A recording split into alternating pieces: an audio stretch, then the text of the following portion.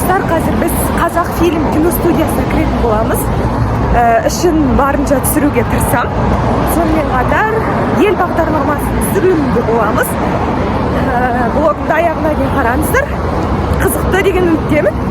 Алғаш рет қазақ фильм кино студиясына аяқ басуым. Бұл студияның негізі 1934 жылы қаланған.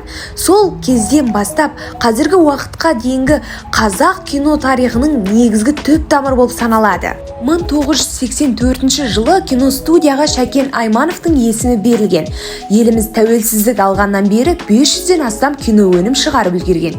Ел бағдарламасының бір күндік түсірілім уақытында 4 бірдей эфир шығарылымы түсіріледі. Ал мен осы эфирдің 4-ші шығарылымына келген болатынмын. Тақырып ғашықтар күні.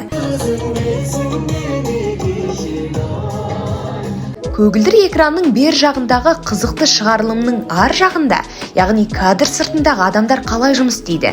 Осы атмосфераны сіздер де сезіне отырыңыздар. Кадр сыртындағы қаншама адамның еңбегін сіздер көре аласыздар, және барлығы бір-біріне байланысты. Туп-тура адамның қол сағаты секілді, әрбір тілшесі өзінше маңызды рөл атқарады.